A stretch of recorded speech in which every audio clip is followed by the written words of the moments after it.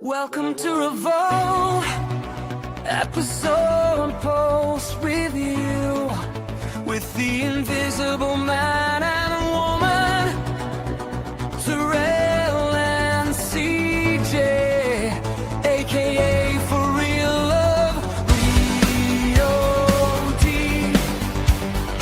Wrestling Hub and Coach, FCH,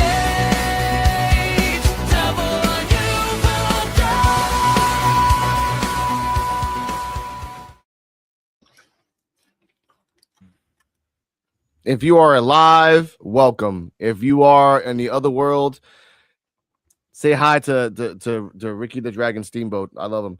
Ladies and gentlemen, welcome to episode 44 of WWE Evolve Post Review. I want to give a shout out, and he is not dead. I'm just giving a shout out because I love this guy. Shout out to Coach FCHW.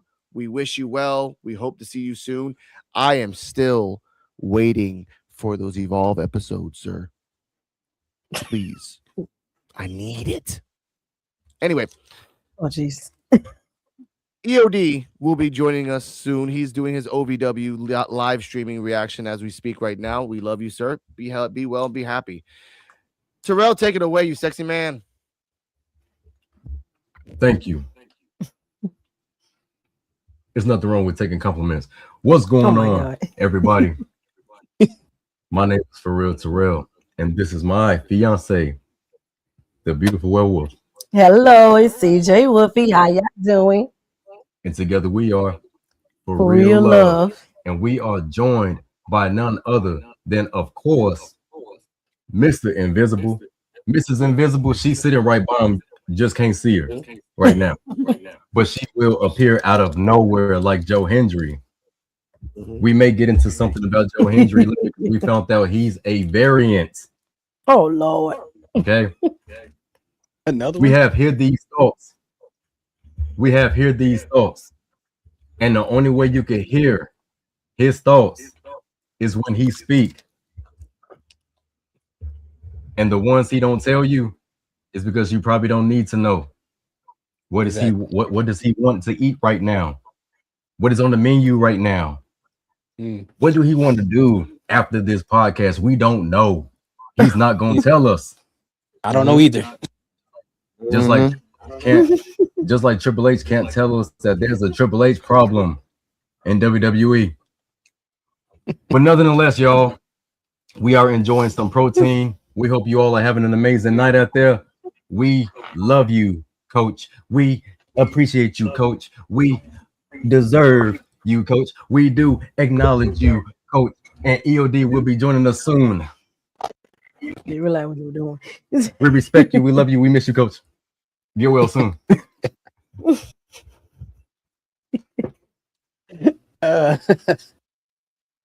Oh man, that's amazing. Okay. Ladies and gentlemen, we're gonna have some revisionist history in this episode. Now, Carmen Petrovic comes out walking outside the NXT area, but we can call it the Evolve area at the moment. She was saying, "Oh, Callie Armstrong, you know, you were the first ever Evolve champion. That was so last year.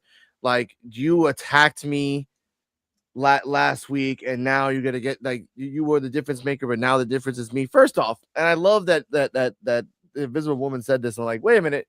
She didn't attack you at all. Like, she just went to your face, and then 3 security guards pulled her ass back. Why the hell are you lying? Trying to act like you a kid.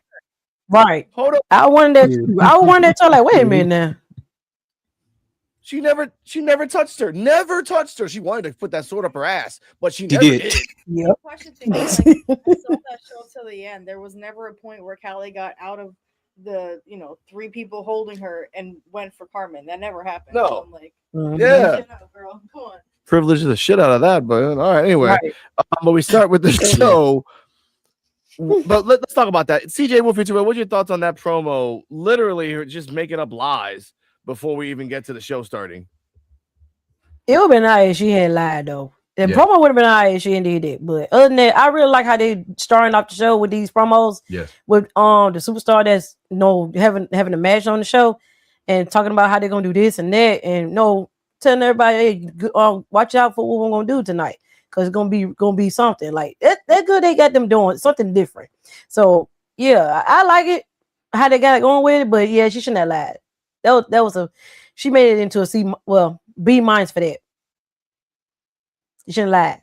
Yes, she shouldn't have lied, especially when we have oracles like Cardi M to testify to the congregation, to everybody out there watching right now. We saw that girl lie. No one called. No kind didn't hit you. She lied. Preach.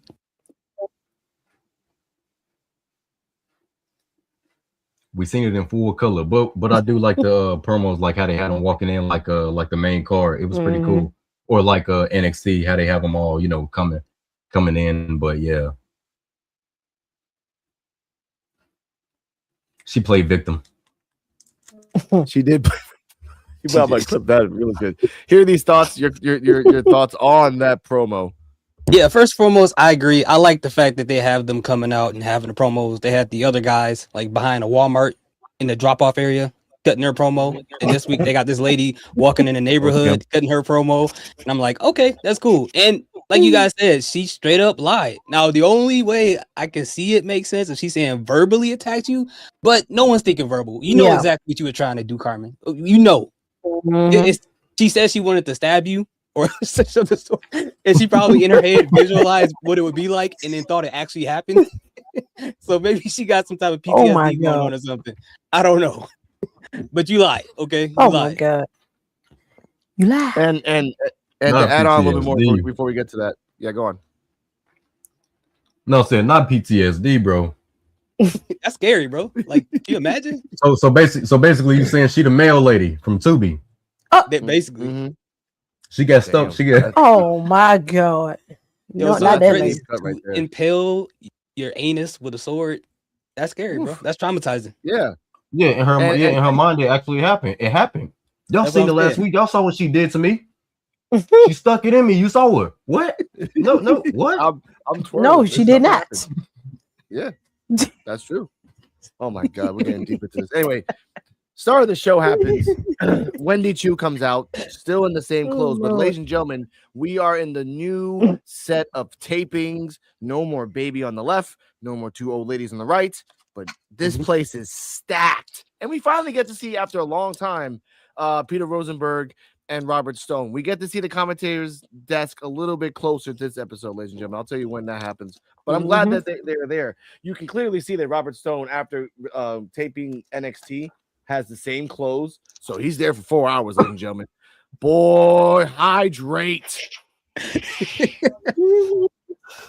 Yo, they're changing it up, but again, they're doing tapings now. That's 4 hours. They got to sit there. Robert Stone sweating in that suit.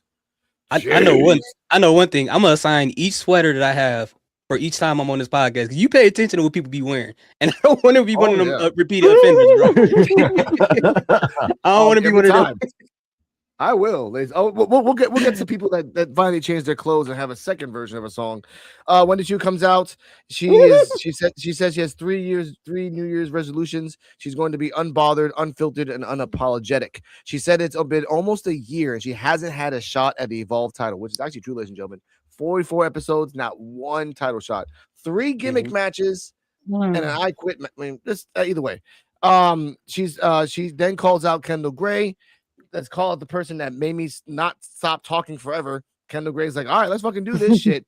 And ladies and gentlemen, and I say this respectfully to all the people around the world, this guy thought he was fucking slick, but you get the second version of the song. Here we go.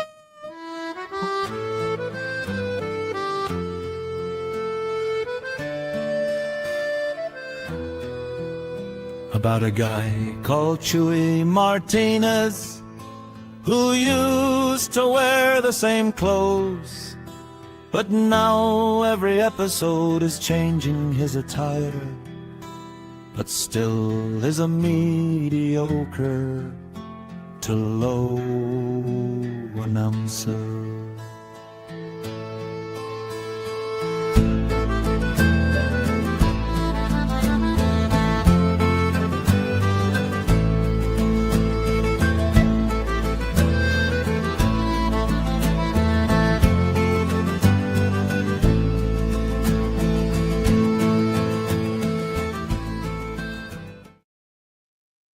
play too much. Man, let me tell y'all, man. Chewy Martinez came out there with this jogging suit on. It was clean. Boy, he should have had on 3 chains, boy. He should have had on 3 chains and some earrings. And a snap. No, and a fitty cap. That's what he was missing, a fitty cap. That's all he was missing. He would have had the Fat Joe package then. Now, I love that Terrell, bless his heart. Fat Joe starter kick. No, I get that, but all I saw was Chewy Martinez in a black shirt and black pants. I'm like, oh, cool. There's no more little indentation on your shirt. You're not wearing a jacket. You're not wearing denim jeans. You're not wearing a denim jacket. You're wearing something different. You get the second song, sir. I'll give you that. He stops. No, man, he had that sweatsuit on. He had a sweatsuit on from Shein, and I noticed because I ordered a couple of those outfits. For me, Shein.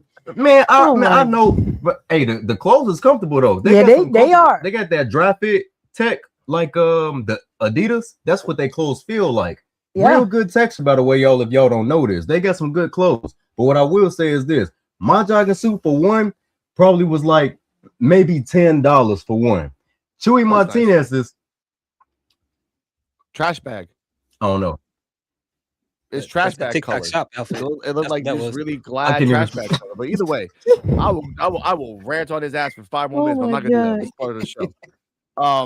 Oh my god. He stops Kendall Gray and says, "Hey, you're not supposed to have this match because you just had a triple threat match last week." Even though she kind of like coasted through that, man, kind of won it perfectly. But Kendall Gray's like, "Nah, screw that crap. I want to have the match right now." She called me out. Let's go. I'm the type of champion that you call my name out, we're gonna have a fight immediately. Then all of a sudden, the referee comes out. Hey, I just got word the match is official. Mind you, that kind of confirms that Chewy Martinez is not the GM. He's just the intermediary to the GM. So whoever the GM is, tell us eventually. I'm getting tired of this crap. I don't want to keep saying that Chewy's a useless announcer. Well, I kind of do want to say it every week, but I don't want to say it every week without any purpose, other than him just being useless. But either way, match starts. Wendy Chu versus Kendall Gray. They do the announcements. Blake Howard is there after he just got a same shirt, same clothes he was wearing after he got a prison scared from Keanu on Tuesday.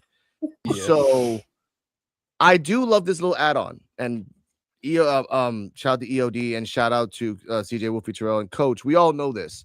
The last time they did this whole announcement stuff, like, oh, welcome to Wendy Chu, they said Wendy Chu's name, and then Kendall Gray immediately on site beat her ass.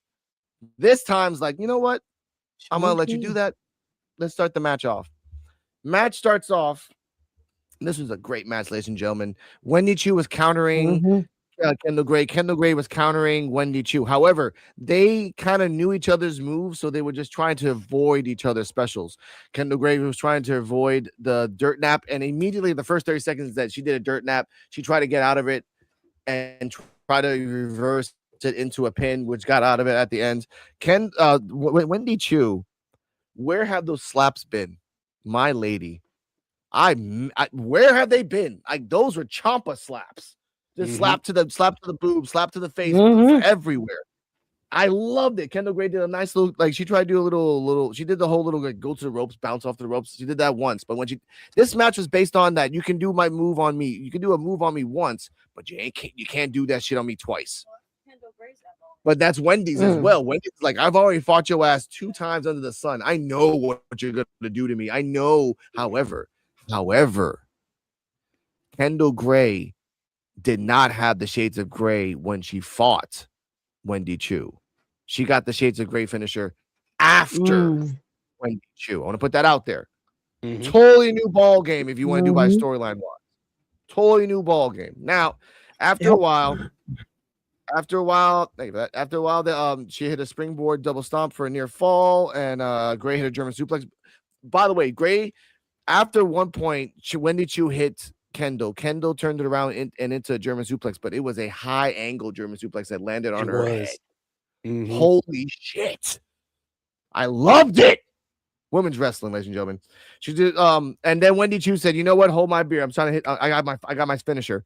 She goes to the top. She goes to the top rope where Kendall Gray is. She does a superflex, turns it into a brain buster. That was clean. Gets her up.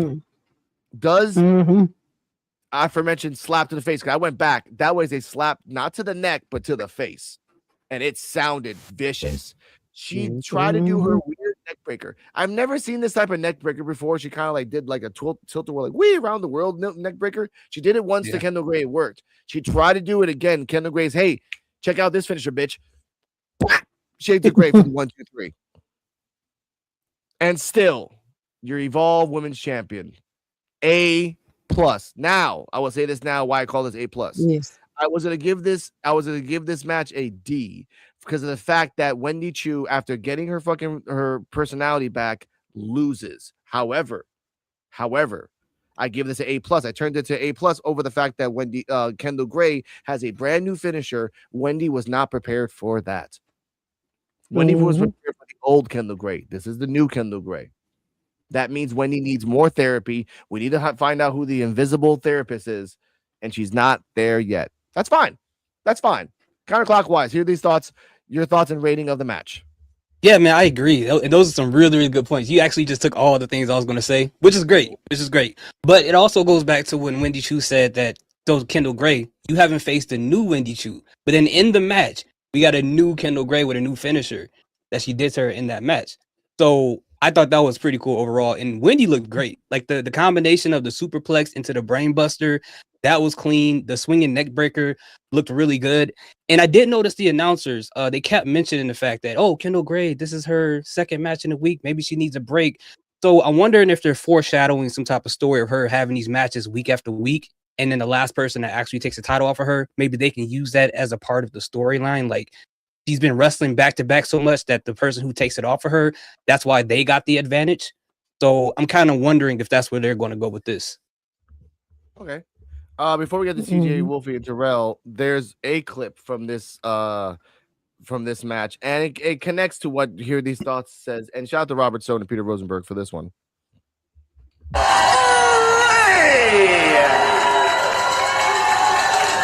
Peter, he asked me a question. You said, how smart is it for Kendall Gray to be doing this after last week she just defended her Evolve Women's Championship in a triple threat match? You know what my answer is? I don't have the answer. Time will tell, because I think Kendall's mind is telling her that she could do this. But I think her body could be saying something else. Yeah, they kept saying that throughout the whole show. Like, not the match, just the match in general. Like, she thinks she can do whatever the hell she wants, but her body's gonna fail eventually. Like, it's not a matter of if, it's a matter of when. CJ Wolfie, Terrell, your thoughts and rating of the match. Yeah, I thought it was a really good match too. I give it A+ as well. And yeah, when she showing some new stuff here and there with the moveset. And yeah, she facing a whole different Kendall for sure. Cause yeah, she will fight, but yeah, she need to get more adapted to the new Kendall now. She's as the Evolve champion. But yeah, I really like this match. They did good on this match. So yeah, A+ for me too. Yeah, Kendall Gray has been on fire. Especially ever since she won the Evolve champion, she has been non-stop. You know what I'm saying? It's Thursday, so total non-stop action. You will see her face right next to it. She has been everywhere, man. She's been everywhere, man. She's been in NXT. Hell, she should have made an appearance on the main roster. She should have made an appearance on AAA with the performances that she's been putting on. She should have. But, you know, Wendy Chu, as she was, you know, refining herself, she should have been looking at some tapes. She should have been looking at some matches, making sure if Kendall Gray has something different in her arsenal, because she has messed up, focusing only on herself, trying to refine herself, but not looking at if Kendall Gray switched something up and she got outsmarted for the win. Well, not outsmarted, but, you know, she got hit with a new move for the win. No, it was outsmarted, because that's the point of Kendall Gray. Kendall Gray is so adaptable. You can't like and in NXT. We'll talk about this. We'll talk about this later after the show, but we'll do this live as well. When they had the 3-way tag match, and there was a point, I think it was like the last 3 minutes where it kind of ramped up to like to a 10. Kendall Gray was gonna get hit with JC Jane. However, this will be the second time that Jason Jane was trying to hit her on the outside, and the second time, again, because she's adaptable, it doesn't happen twice to Kendall Gray. That means she's talking to people in the gorilla position, like, hey, we're gonna do this match, right? So she's gonna hit me with a thing, right? Okay, but in my character, I don't get hit twice. So Shawn Michaels with the two eyes. You know what? I see that, and I see it too. So good for you, Shawn Michaels. I love that about her character too. It I love is. that It's about a great her. I love it. character. Like Callie as well, except Callie has her hubris. She's the juggernaut.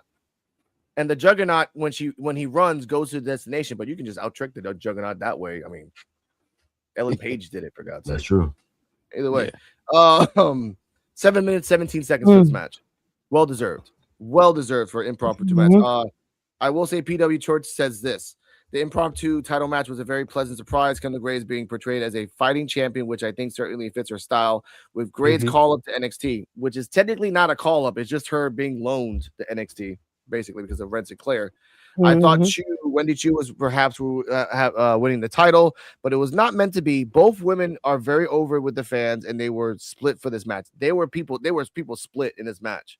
By the way, in the beginning of the match, when they entered the ring, the woman on the left with the glasses with the two kids, that's actually Chantal Monroe's mom. What? Really? Oh, yes. what? If you start the show again from the beginning, right? And on the left side of the ring, there's a kid and a mom, and on the left of them, there's a woman, a black woman with glasses. That's Chantal's Monroe. You know how I know that? Because she follows me on Instagram. Okay. Wow. So that's some crazy. I was like, oh shit, Chantal Monroe's like, and then that means in a couple episodes, Chantal Monroe's gonna pop out. Yes. Either way, great for everybody. Wait, Next did you follow her knowing that was her mom, or did she just follow you? Like, I followed her. I thought before we get to that, I followed her because she was like, I actually followed her by accident because I'm like, oh, is that Chantal Monroe's mom? And I looked at it like, it is Chantal Monroe's mom. That's cool. She never followed me. She never followed me until the video that we all collaborated, the one that I said that Wendy Chu and Chantal Monroe should actually promote this match before the 3-week pause. When we all collaborated with that she's like, boom, I'm following you, and she said thank you. Oh, like, hell yeah, let's go. Mom. With the mama Nice. But before we continue, Cardi M, your thoughts on Wendy Chu versus I got really hyped up for this. Wendy Chu versus Kendall Gray. EOD. What up, bro? The match. COD here? Yeah, EOD is here. Give us a second, EOD. You coming in? Yeah, he's fixing his mic right now. Yeah, he can hear you. All right. Oh. Give us a second. Cardi M has to give us his thoughts, and then we'll go to you. No, I thought it was actually surprising to hear you change your mind for once, because Thanks, babe. the night before you're like, oh, I'm mad at this match. Wendy should have won, and then the next day you changed your mind because the whole Kendall Gray being adaptable thing. But no, this was a good match. I kind of forgot what else I was going to say after that. So go ahead. Oh yeah, what was your thoughts on the German that Wendy took, and the fact that Wendy kept going for the dirt nap? Yeah, I mean, same thing. Like Kendall, you can't do the same move on her twice. I will say, circling back to what Here These Thoughts said earlier about Carmen Petrovic, no, not Carmen Petrovic. Kendall Gray. I feel like they are kind of foreshadowing with the commentary of this match, like just the way that they were talking about it. So at the end of the show as and well, her being overworked and everything. Yeah, I feel bad for her because again, I want her to be. I don't want her to go into NXT as a shooting star, but shooting stars die out because there's just so many people that Jada Parker's back. But not the show for that. No, but dude, Jada Parker versus Kendall Gray. They've had a match before back in the day, but now different Jada Parker, different Kendall Gray. Let's go. That's gonna be let's go to welcome EOD to the party. Shout out to Coach. We love you. EOD, we're going back a little bit to a lie and then to the match. What are your thoughts on the Carmen Petrovic intro that came out and then she blatantly lied and said that Callie Armstrong attacked her? Shout out to Cardi M for pointing out the fact that she became a Karen and lied about that literally on camera. But what are your thoughts on that before we even get to the match? Yeah. Well, maybe from her point of view, she verbally attacked her. So maybe that's what she meant because we know she. I just said that too. And everything. Something wrong with us, bro. Something wrong with us. Why are we thinking like this? Because it's like attackers. Like, wait a minute, she didn't put her hands on her. I'm like, oh, well, maybe I guess she verbally attacked her. She was scared. Yeah. You threatened her with an object. So, yeah, scary stuff, man. Yeah, how she turned heel so quick though, that was quick. But yeah, get that too in the police station. I forgot to tell him it was a verbal assault. Lies. But okay. But EOD, your thoughts on Wendy Chu and rating versus Kendall Gray? I thought the match was good. It was surprising, and I really did thought Wendy was going to win this match because Kendall's been on NXT almost more than NXT people's been on NXT lately. So I thought, okay, she was gonna drop the belt and just be called up officially, but that didn't happen. But it was a good match. I don't know where they go next with Wendy Chu though because of this, because I thought they were gonna set it up for Wendy Chu get the title, then maybe with her and PJ Vaza, but that's not gonna happen. So I don't know what's gonna happen with Wendy. Maybe they'll call her back up to NXT. I don't know, but the match itself was really good.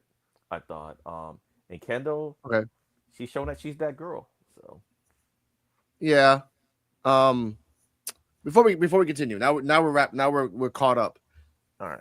In your eyes, because I was saying this before you came in, it made sense for Kendall Gray to win because when the last time Kendall Gray fought Wendy Chu, Kendall Gray didn't have the Shades of Gray finisher. She didn't have that. She had the arm bar and that's it. So now because she had the Shades of Gray finisher and she could just pop it out of nowhere. Also, what are your thoughts on Wendy Chu slapping the shit out of Kendall Gray before that Shades of Gray?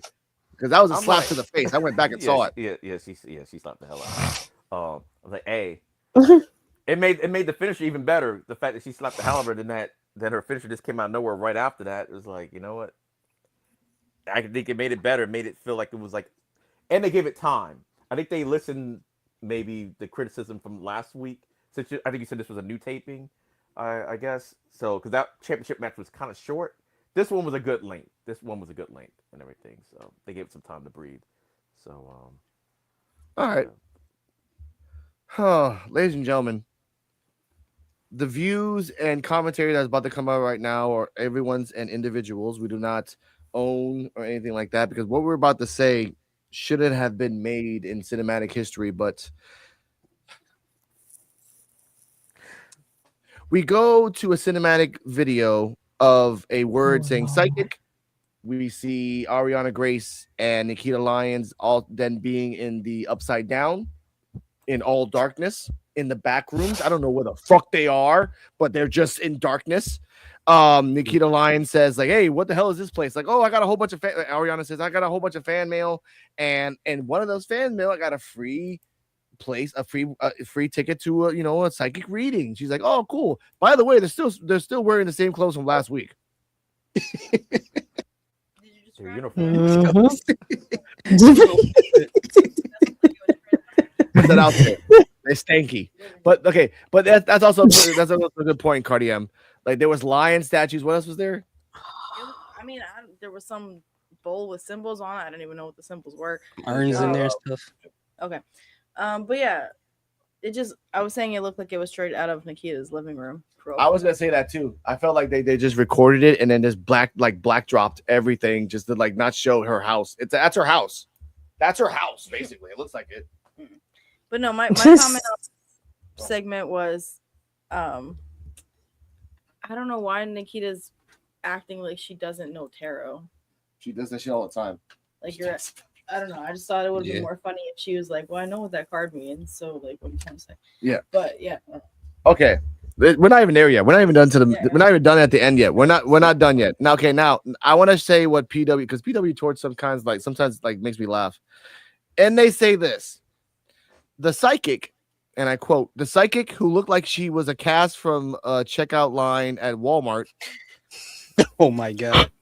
Unquote. I didn't make that up. Why she catch a stray? She ain't even do nothing. Mind you, What? before we even get to the lady, we had we had Inception music. I'm like, what is going on? Oh my god. I'm like, what the hell is going on? Jesus. Let's sit down. I've been expecting you. Ariana Grande says, oh yeah, because you're psychic. Tyler, yo. What's up, man? Then they sit down and says, hey, I've been expecting you. Oh God. They say that, there's a great darkness in you. I can sense it. Nikita says, I can't. Wow. Then there's like, let's see the cards.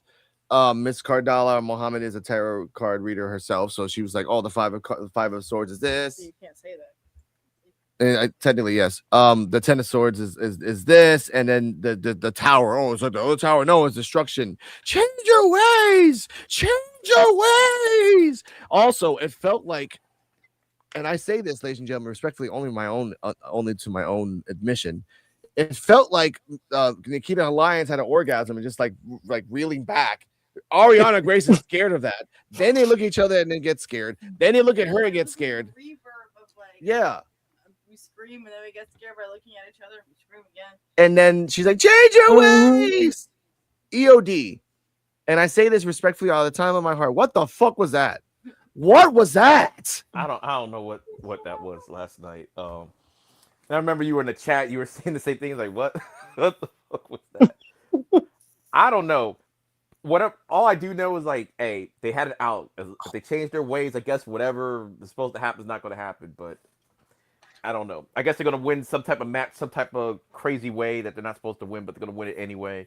What was the other thing? Great Pain, I think, after that. So I don't know. I don't know what this was about. They were just in a room. Not even a room. It was just an area. It was all black with a table in there. So it's like, I don't know what was going on. But I don't even know what to think about it. Her and Ariana Grace, they're just so unserious. It's like, I have no words for that segment. It was kind of funny, but it was super weird. I don't know what I'm supposed to get out of it. But okay, yeah, that's their thing. I get before we get to hear these thoughts. This is their response because we said this last week. There's no way you can turn Nikita Lyons and Ariana Grace baby faces. There's no unless you do something so extreme. And obviously, if a fucking psychic tells you, "Hey, change your ways," or you're like, "Okay, all right." Your thoughts on these thoughts? Man, at first I was confused because I was watching it at work, and then I saw like the urn with the symbols on it. I'm like, oh, is this an ad for like Hocus Pocus 3 or something? Like, what's going on? And then they start showing Ariana Grace and Nikita Lyons with the whole tear out thing and everything, and I'm like, this is like really, really goofy. And I'm trying to figure out like what's next. Are they going to go to church next week, or are they supposed to come back around the people they talk bad about and being nice, and people are like, oh, what's going on with them? Like, what's the next step after the whole warning from the lady that you need to change your ways? Like, what ways are they supposed to change? I have the light bulb too. Wait. You say it first. I have the No, light no, bulb. no. Okay, wait. I think that's how it out now. Layla and all them and Mason, how they become together. There You you know, go. she's The light bullying them. bulb's happening. Wait, Yeah, wait, that's say that Bullying part them, again. and then maybe she's gonna. That's how Go they back and be become a nice. group. Yeah, and then Yeah. that's how they become a group. Maybe. Yeah. Yeah. Yeah. know, Okay. it didn't click. Yeah, go ahead. No, it didn't click until Alex said the part about turning babyface, and I'm like, this is the perfect way to turn them babyface, because I had to go and look up what the Five of Swords meant. I'm like, wait, what does that actually mean? The whole hollow victory thing and like winning by any means. It's like, yeah, you have to go be nice. Like, you guys are bullies, go be nice. And they've been losing, except for Ariana Grace. And so that's now they're baby faces because some random Terrell lady told them to be nice. You guys are gonna make them a babyface freaking trio because of freaking psychics. Yes. Evolve as I love it now. Now I get it. It makes sense. CJ Wolfie Terrell, psychics. Yay! Yeah. I don't know. Yeah.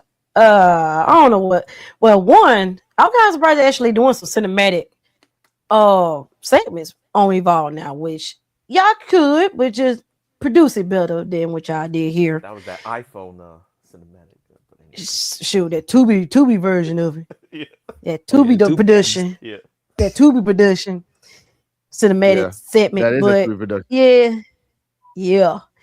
But it was funny here and there. A little cringe too, especially when they got scared. They're like one of them cringy, scary moment they show them back in them old TV shows or something. I don't know. It's Yeah. It was weird. It was. It's cringy a little bit too. Yeah, I was playing the Ninja Turtles when I was watching it, and I literally paused my game just to see what was going on, and I swear I thought I had a flashback. I thought I was high again. Literally. Like, I was like, when did I start back smoking? Oh no. Like, wait, hold on, what is going on right now? Like, what just happened? You like one of them. It looked like a that movie 70 thing. show Yeah, episode or like, something. yeah. It literally that was the production. It came straight out of that 70s show. Literally, I don't know who filmed it, but that's what it felt like. Like they in that Like they basement. went to a tarot card reader, and the production just felt that way. Like I was like, wait, oh, this is Evolve.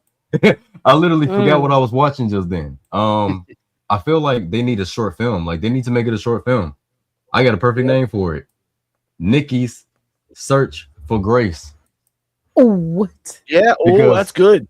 Because Wow. Ariana Grace gets lost, and the only way that Ariana Grace can be found is if Nikki finds her, because Nikki knows tarot card reading. That's gonna be next week's thumbnail. I'm gonna it'll be a nice comedy. Like it'll be a nice little comedy to watch. I'm gonna Photoshop the Touched by the Angels people and put them in the middle. And speaking of speaking of swords, if they have to change their ways in order to get more numbers, in order to get more numbers, get some wins in, you have to make allies. They become baby faces. Probably get with Mason Holiday and them like that. Iron sharpens iron. Proverbs 27:17. Yeah. In order for you to become sharpened, you must sharpen others with you. My man dropped a sermon. No, it's true though, and obviously this is just for like not for the long run, but again they're superficial people, so they'll do this for a little bit. They'll think they're doing it, but once they get bored of just being nice, basically like Nelly from Little House on the Prairie, my algorithm is going crazy with Little House on the Prairie on YouTube. Basically, it just reminds me of that. Like it's gonna happen. I grew up with a mom that watched a lot of shows, ladies and gentlemen. I want to say this though. I'm glad this is, by the way, the second time they've done production. The first time was actually when they did Jamar Hampton and It's Gall. That was the first time. This is the second time. So I'm like, oh yeah, cool. We actually put money in things. Yeah. So we miss you, Jamar. You're not dead. We just miss you. I know you're doing fitness now. I want to give this is the last time he's giving up on pro wrestling, man. I know. Inofe as well. Inofe is just being silent, hasn't done any promotions. He has. Well, he's in Japan, and I did see him with Odyssey Jones. So hopefully he link up with Odyssey Jones and them, man. That dude is way too talented as an in-ring competitor to not wrestle. Yeah, I'm still hurt by that. Dude, again, his comedic. Oh, yeah, I'm still hurt by Odyssey Jones. Well, you talking about Odyssey Jones? I mean, I'm hurt behind that one too, because we know it. Oh, Inofe, yeah, okay, yeah, but yeah. But Ozzy Jones as well. We he was accused. He's been acquitted of it. He's clean. Bring him back. So what you gotta wait? You gotta wait until TNA picks him up so you can sort of use him in the way of it. Like, don't do that, guys. I'm getting really tired of using that little loophole and crap. But for Nikita and Grace, oh my! I hope this is gonna be a weird stable. We're gonna talk about Evolve at the end of the show because I'm getting a pattern here and I don't like this, but I'll talk about this a little later. After, by the way, the P.W. Torch says she was scared the women and shouted at them to change their ways. Lions and Grace showed off their Z movie acting skills. I have no clue what that was all about. Even P.W. Torch was like, I don't even know what the hell's going on here. Z movie is crazy. But after that, Peter Rosenberg offered his congratulations to Eli Knights, Keanu Carver, and the Vanity Project, and then they photoshopped Shawn Legacy because he didn't even get a graphic. Shawn Michaels on his own damn Instagram said, "Here, you're in NXT. Good job." So for the last time, thank you for this clip, Mr. Legacy. Hey!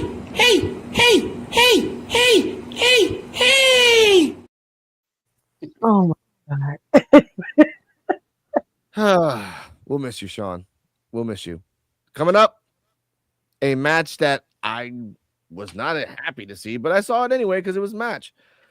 Marcus Mathers versus Braxton Cole. It's hard to say that.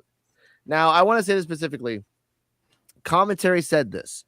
No ID or PC talent was supposed to be permitted in the match. They were supposed to be barred from ringside because this was supposed to be a ID versus PC straight up match. I want to put that out there. Braxton Cole focus. I don't have to read I don't have to read this. Braxton Cole focused on on Marcus Mathers' neck, kept doing neck breakers. After he did like the fourth one, it got countered. Marcus Mathers did the top rope stunner to Cole. After he was getting beat up again, Marcus Mathers did the mystery kick to Braxton Cole, which I love that mystery kick. And then Cam Hendricks, and they were talking about Cam Hendricks like 2 minutes before he came out of nowhere. Cam Hendricks came in, distracted Marcus Mathers, which Invisible Woman said, "Hey, he didn't attack you, he distracted you. Focus on the match. It doesn't like he should not bother you if something's coming out. If he's not distracted, he's not touching you, it doesn't matter." But Braxton Cole did his finisher, which was, let me see, Cole rolling, Cole rolling him up for the pin. Now, before we get to thoughts and rating, already go get that before I get to no, I didn't say all that, but I know right after that commentary said basically the same thing. But I'm just saying I would like to see in some kind of match where when this happens, like the person wrestling just ignores the person who interferes and just does the move anyway. It's like, I don't give a shit that you're here. I'm doing my move. Like, I want to see that one day. So that would have been nice. Thank you. Yeah, I agree. Thank you, Cardi. Yeah. Man, bro. Yep. The same thing last night. Yep. While I was watching it. Oh, I did too. Philadelphia, Pennsylvania, because they don't want to say exactly where he's from. He just says Philadelphia. Yeah, but they didn't say exactly where in Philadelphia. Like he wasn't born in the entire state. Say Frankfurt? No. Something, man. If you're from Frankfurt, if he's from Kensington, now you don't have to be ashamed of it. I mean, obviously. Yeah, that shut you up real quick, didn't you? Philadelphia got shut up real quick. I love you, girl. Anyway, 6 minutes, 26 seconds. Let's press that clip, and then we get to ratings and thoughts. Here we go. The PC. And there you see Peter in the PC locker room, just like the IT prospects were supporting Marcus Mathers. All the PC talent are supporting Braxton Cole for this match. They're ready to see him get a win for sure. I don't understand supporting Braxton Cole. What do you mean not understand supporting Braxton Cole? Look at this guy. That's exactly the thing. I'm looking at Braxton Cole. I see a great athlete. He's got a great look. He's very talented. Let's not forget Ivy League. He got a master's degree. The dude only eats red meat and fruit. You got to respect him for that. Why do I have to respect him? Because who can pull that off? Look how great this guy was. He's in great shape. There's no question. Didn't you go to an Ivy League school? Nah, Kane University. Kane University. That's how much the man loves wrestling. Peter, next week. It's been a while since he dug into Robert Stone's intelligence. So shout out to Kane University. It's a real school. Now, one thing I also wanted to say, when Cam Hendricks came out and they attacked after the match, they attacked Marcus Mathers. This little detail I loved. Now, Cappuccino Jones and everyone else is watching it. Then they watch his friend get beat up. Then Aaron Rourke's like, "Hey, we should actually get up and help our friend." They take a couple seconds. I'm like, okay, let's go. Cappuccino tries to open the door, doesn't budge. Aaron Rourke tries to open the door, doesn't budge. Hardway Holloway tries to open the door, and you know the metal part in the door, the part that locks it, like the inside, like in the inside of a door, like if you like, you're not supposed to see it if the door's locked because it's locked. I saw that part. Yeah, he pulled it so hard on the first try. I saw the hinge. I was like, oh shit. And then the second time he put his hand there to kind of simulate that he was like, okay, he understood the assignment. He's like, oh crap, too much power. Okay. Oh no, the door's locked. I'm like, yeah, Holloway, you could have broke the door. That would have came out of your paycheck. I get it. Get better doors. I get it, but no, we can tell Holloway to not break doors. How about that? If they're strong enough to break a door, Hulk, don't break the door. Anyway. Anyway, we're going to talk about doors now. CJ Whippy, Terrell, your thoughts and post-match. Yeah, the match was pretty cool. I just was upset about the whole, when you get distracted, the match is still going on. Mm-hmm. Like the referee see the guy coming in. Like, what are you going to do? It's crazy. It's dumb babyface syndrome, as I heard, because they always get distracted by something that's outside the ring. And you got the match going on already. Don't be worrying about what's going on out the side of the ring. Worry about what's inside the ring. Exactly. Go on, take care of business. Don't be worry about when the music somebody music come home. They distracted. Like, what you distracted by that for? Just go on and finish your match. But overall, the match was pretty alright. But after the post match was crazy because they just sit there and did them get like that. That was a good strategy on them trying to put down one of them out, take one of them out, really. Yeah. So Team PC. Oh yeah. Team PC all the way. They think ahead. Before we get to hear these thoughts, P.W. Torch says this. Here we go. Hendricks, the fellow ID wrestler from a beatdown from Cole and Hendricks, but the locker room door was locked. I'm glad the cameraman didn't freak out at being locked in like the wrestlers he was filming did. So I do love that. Like cameraman didn't freak out either because you're locked in with a whole bunch of wrestlers who have like anxiety problems. Run. Either way, here are these thoughts. Your thoughts on that and the post match. Yeah, I mean, by the way, he pilmanized his ankle. I forgot to say that.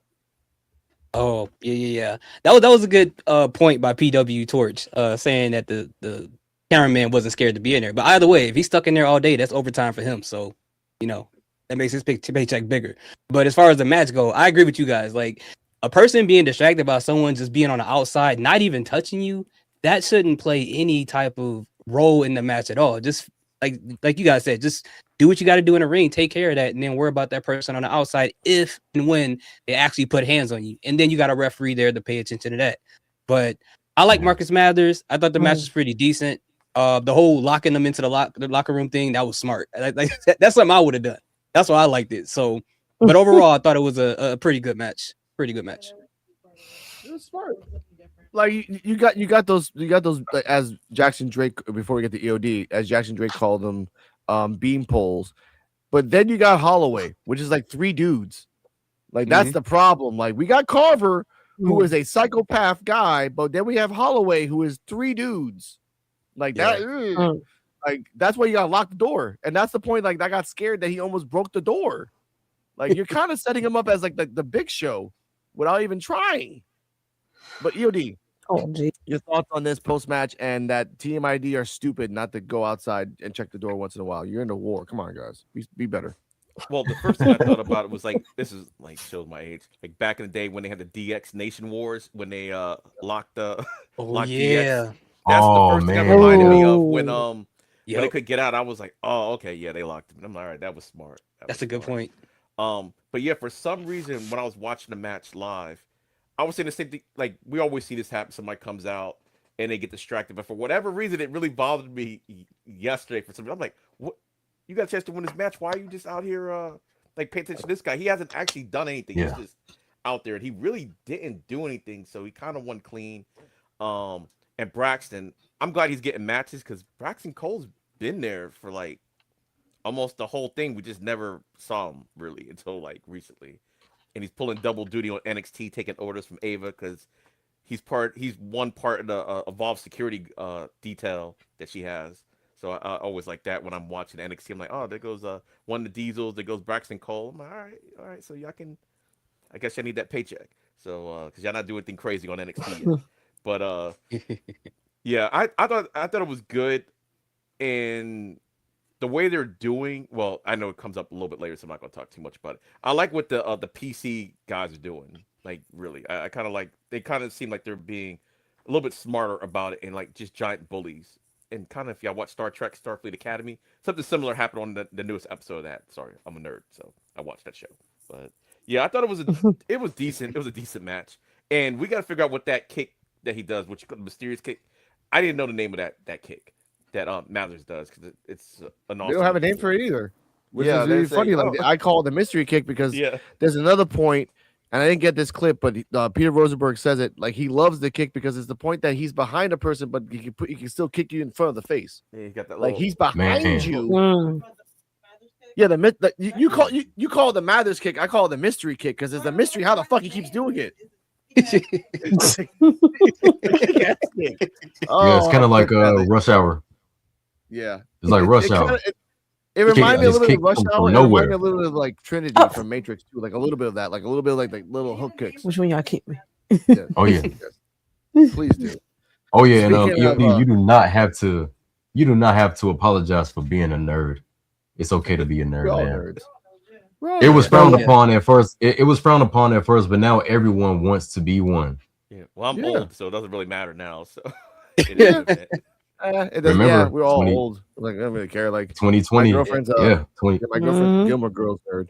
So that's how it is. Gil- Man. Don't He be called her ashamed of it. Gilmore Girls.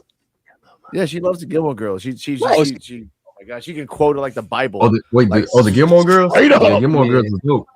That's all. They got a calendar at Walmart. they got a calendar You now. didn't see the calendar at Walmart? Yeah, they We're got gonna a calendar get at that. Walmart. The Gilmore Girls. The old Gilmore Girls or the new one they came out with? They rebooted it, I think. No, the old school one. The old school one has a camera. I mean, Oh. calendar. Calendar. Yeah, We'll the find old it. school one got a Yeah, we're gonna tag for real love. OG ADHD like chaos. See, I told you she could just arguments. All right, speaking of arguments, the Diesel brothers and Keanu Carver, who was wearing the exact same thing as the sit-down interview. So therefore, there was like sit-down interview. Hey, by the way, we're gonna send your ass back to Evolve. No, I have nothing to say about Keanu Carver in a negative light. I don't want that man coming after me. And we never have we never have anything Smart man. negative to say about that man. Smart man. Nowhere here. I can. But okay, Team PC rejoices in the locker room. Brooks Jensen comes out of nowhere and tries to endear himself to Carver, Presley, and Riggins. Carver's like, "Who the fuck are you, motherfucker?" Pardon my language. Jensen lobbies to fight Cappuccino Jones. They like that. The Diesel brothers say something behind Carver's back, like they whisper something. I don't know what they said, but they said something. And Carver called Jensen Brody. Because again, Brody loves doing lariats. Shout out to Brody. Love you. Rest in peace. So that's something that they added that to the match. So next week is going to be Brooks Jensen versus Cappuccino Jones in a just either beat the crap out of him match or just we'll talk about predictions later. This promo, I have a standardized TV. My girlfriend doesn't know this. I watched Evolve on one TV, and then I watched Evolve on a second TV. See, the ratio was different. No, it's the same damn thing. We see a figure in darkness talks about, all I know is Jackson Drake's going to be there next week, so I'm going to be there next week. Like the ID and PC people can have their scraps, and then they put the name Harlan Lewis. I'm like, oh, it's Harlan Lewis with the mutton chops. And no matter what, I'm gonna be the next Evolve champion. Now, I have a question for everyone in the group. One question: how CJ Wolf and Terrell? Man. Let me see.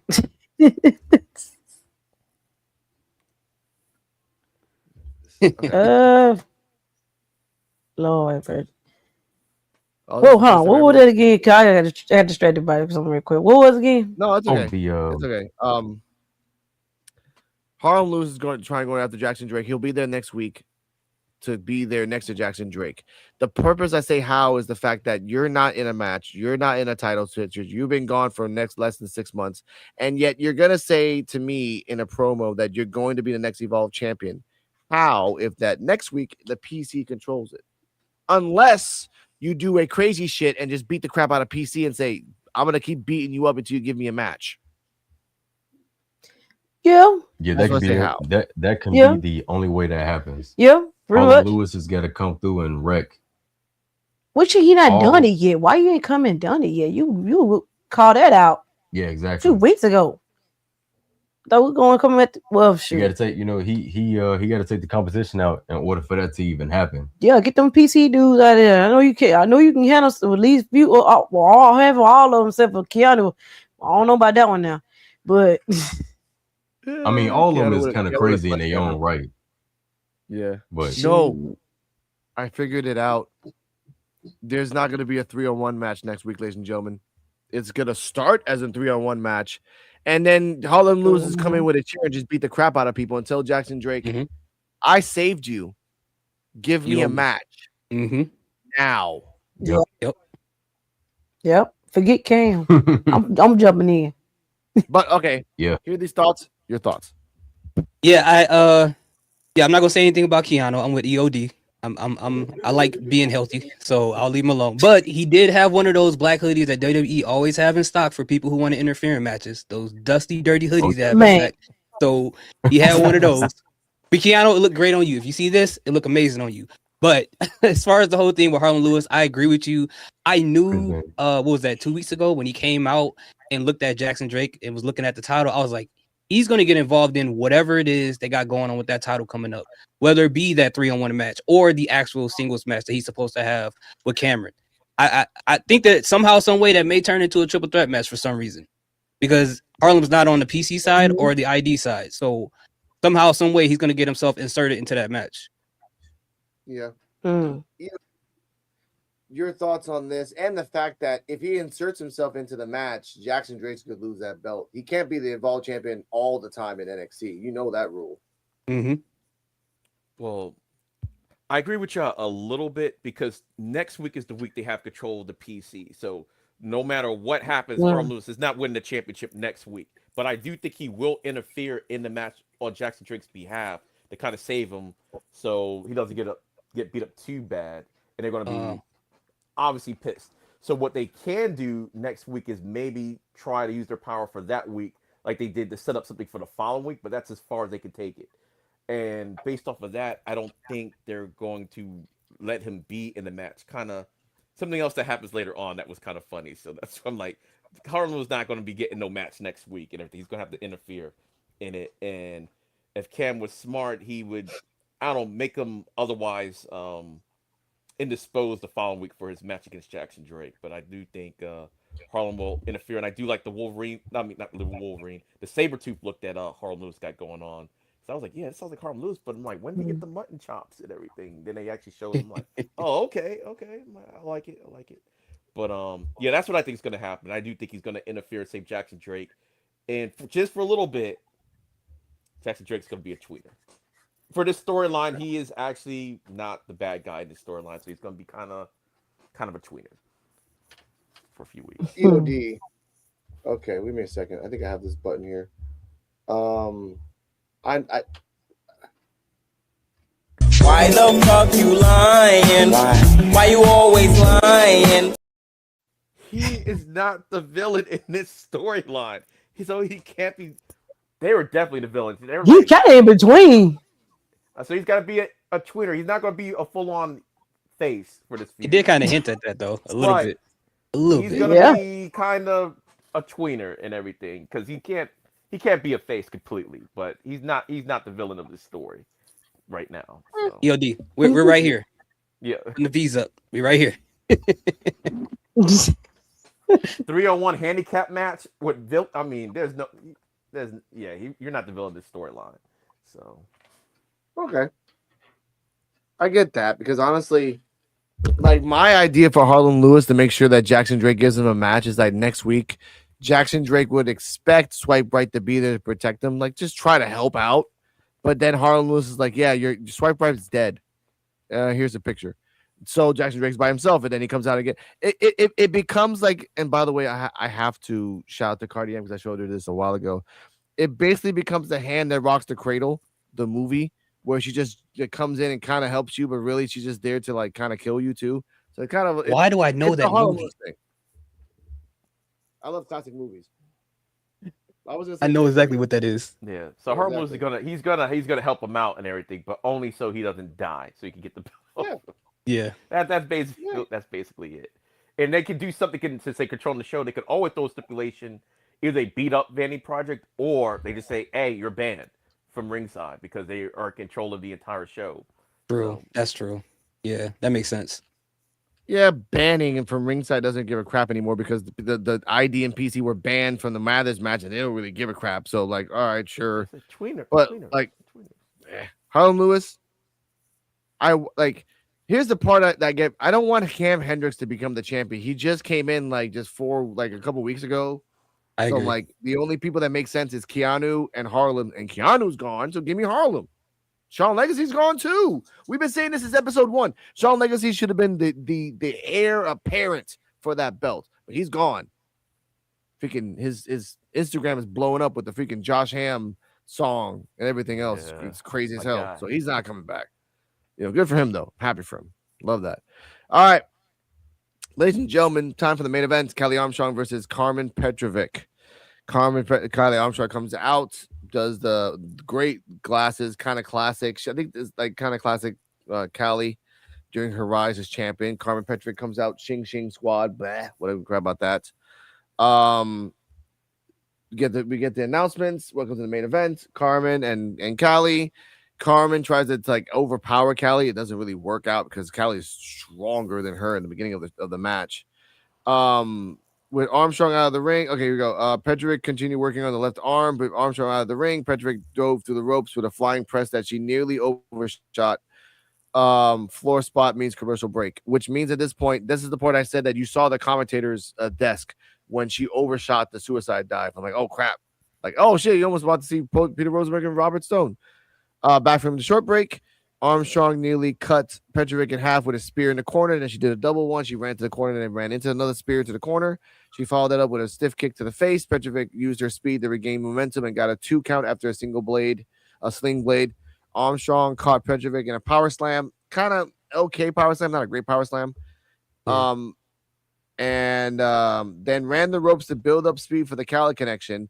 But Petrovic sidestepped her, resulting in Armstrong crashing awkwardly into the ropes. Petrovic nailed 2 petrifiers to score the pin. 7 minutes, 4 seconds. Now, I want to see PW Torch's thoughts on this before I get to mine. This is a quote. Well, this was somewhat of a surprise. Maybe they're ready to invest in Petrovic and see what she can do to evolve. Their loss for Armstrong definitely knocks her down a rung or 2 in the ladder, but I'm confident she can regain her footing and regain the Evolve title at some point. Petrovic is good in the ring, but I can't really see her rising above her mid-card status in NXT. Let's see what Let's see what she's got. Immediately after the match was done, we said this offline, commentator said that she is officially, permanently in Evolve. Officially. Yep. I don't know. I didn't make it up. Right? They didn't make it up. They said it. So you're stamped with a tattoo on your ass, Petrovic. Welcome to Evolve. Oh, I thought they were talking about. Oh, yeah. That's wild, though. But they said it was Petrovic. That was. No, I said Tyra. Yeah, that's what I thought. I thought it was Tyra was like officially involved. Okay. No, Tyra's just passing. By the way, oh yeah, Tyra's main steal was on what was on the Evolve, was the VIP section. Only had face emojis, really cool face emojis. But ultimately, they didn't explain why she was there. They didn't explain why she was watching, and that's it. And she was pro Cali. I can kind of tell you that. This is why I hate this match. I gave this match a C. B+ for the fact that Cali showed out. The fact that Carmen had to do 2 petrifiers just for the fact of it, and because of Cali's weakness. We have talked about Cali's weakness is that she's she's the juggernaut. She doesn't really know how to stop. She hasn't really learned that. She was a champion because she was all gas, no brakes, like Jacob Fatu. Jacob Fatu even crashed too, Cali. It doesn't go on forever. It stops. That's called a story. I'm not nothing against you. I love your storyline on that. But here's the point I want to say. Why are we pushing Carmen? Like, I kind of feel, I said this the Cardium. I feel like this is retribution from the Ashanti thing. This is Shawn Michaels telling Gabe Sapolsky, hey, we fucked up with the Ashanti thing with Carmen. We feel bad. Give her a belt. No one's going to notice. It's Evolve.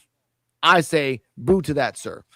EOD, your thoughts and rating of the match, and we'll get to the post-match later. But yeah, and Tyro was there. Yay for that. Yeah, I thought the match was good, and I don't know if this is true or not, but I think that might be Callie Wong's last match in Evolve. And I think the reason why I say this is because they had all these call-ups.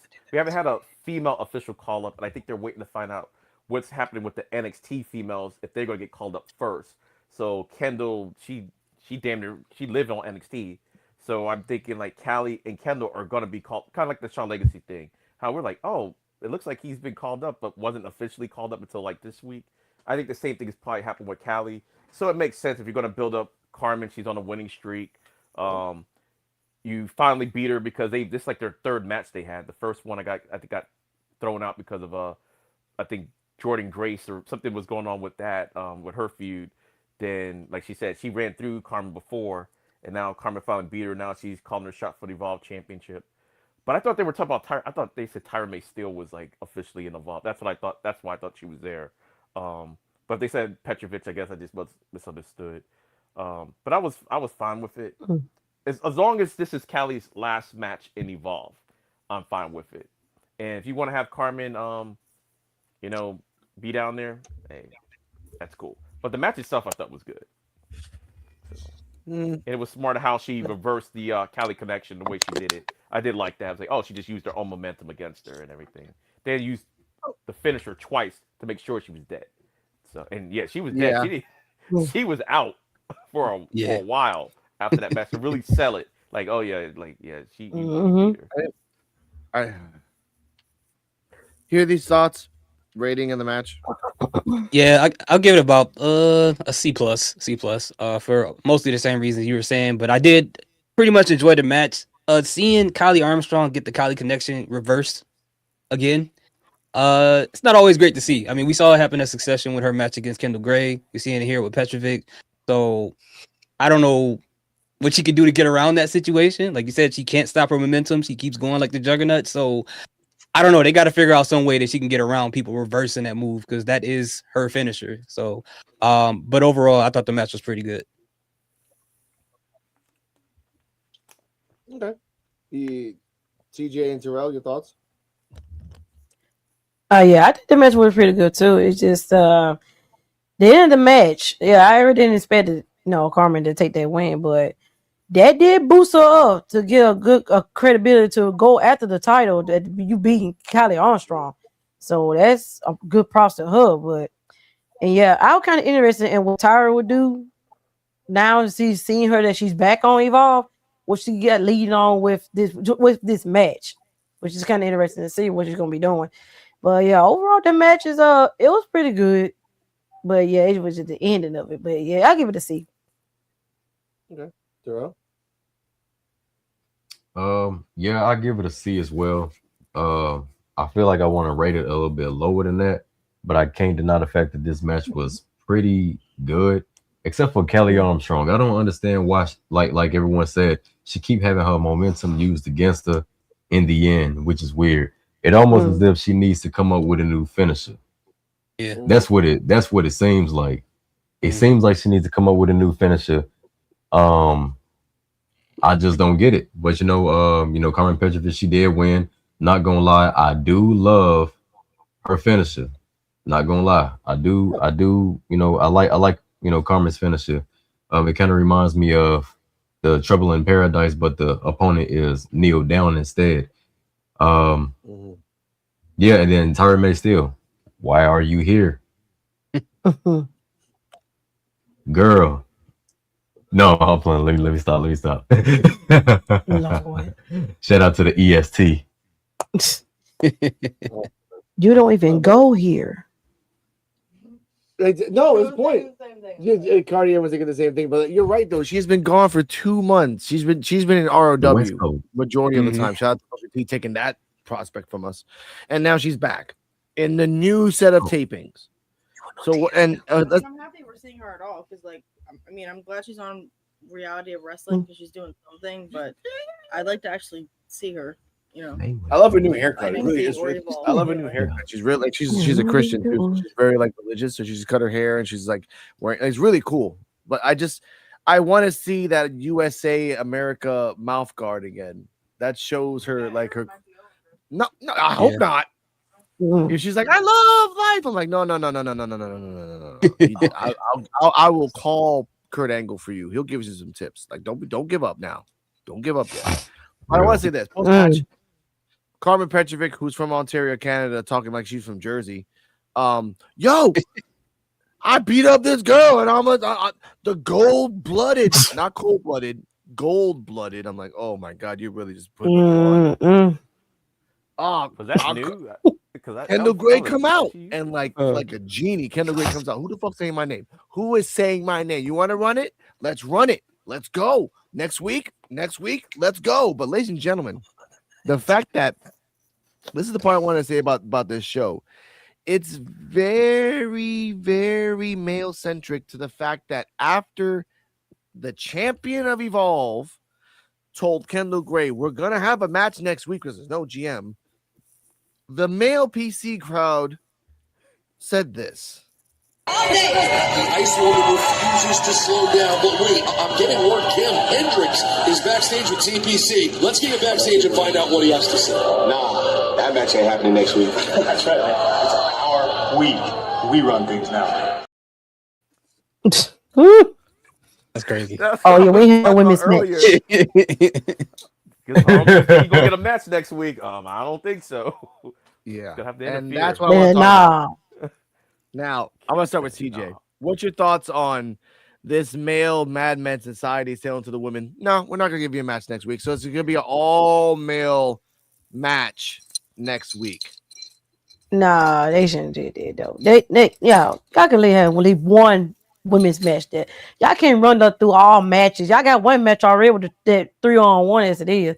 What other two matches you gonna add on to with other two dudes facing the ID dudes? Put some women matches in there. Yeah. So no, they ain't. Yeah, I ain't like that. So we can tell that they keep up with social media. We know that Evolve for sure keep up with the IWC, and what they're doing is the PC is pulling the toxic masculinity IWC content creators and putting it on the show because they have a thing with women being in the IWC. They shouldn't have a voice. So they're basically saying the women shouldn't have a show. They're not wrestling on our show. Shoot, Kendall doing better than y'all anyway. She do showing up. I think that's what they doing, man. Shout out to all the women out there that is in the IWC. Thank you for the content that you all do. And you all have a voice. Everyone does have a voice, just like these women deserve to wrestle in the, in the ring, except for Kalani Jordan. I know we're not talking about NXT, but Kalani Jordan, in order for you to get a dirty pen, you have to learn from the best. Go to Ethan Page and learn how to do a dirty pen. Yep. Without the referee watching. Own it with this. You got to go to heel school. Check out For Real Love. You'll understand more about that every week. But let's talk about this right now, just at the end, and then we'll get to a little extra because I do want to talk about a little extra about NXT because you brought up a good point. Did Ricky Smokes kiss Joe Hendry, or was Joe Hendry dressed as a woman? And we'll talk about that a little later. But let's talk about the EOD looking around like, wait, what? Yeah, EOD, you're in this P.W.F too, so don't act like you ain't with us. Now, ladies and gentlemen, at the end of the show, we do final rating, but let's do a little something different today. We're going to do best match, worst match, best moment, worst moments. All right? So for CJ Wolfie and Terrell, what is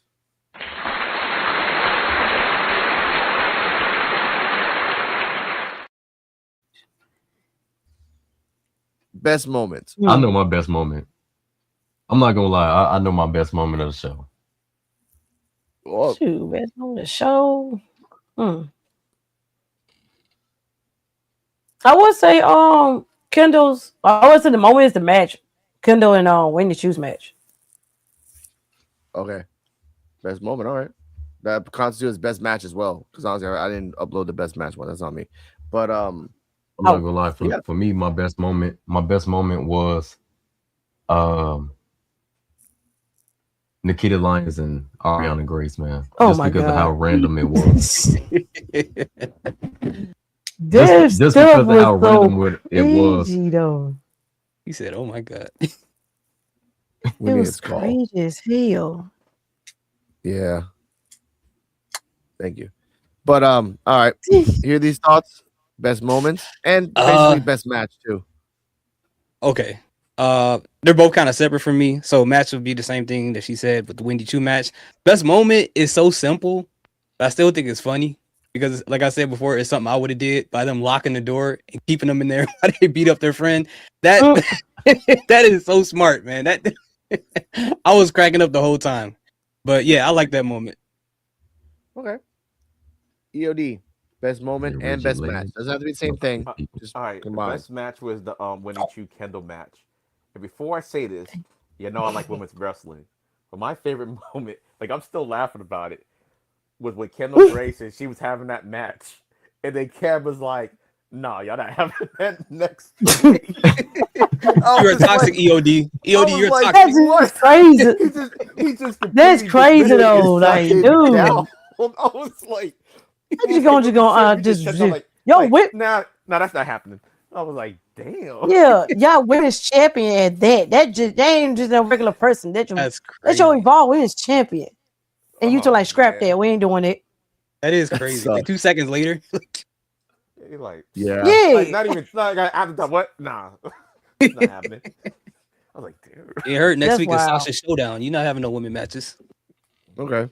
I think we'll have a women's match though. I think if a woman has to approach them to ask for a match, I think that's probably what's going to end up happening. Because they always usually have at least one women's match, and since they haven't announced one, I think that's probably how we'll get one. Maybe they'll go up to them and want a match, and they'll say, "All right, No, you can have a match." If they ask them, that's gonna be crazy.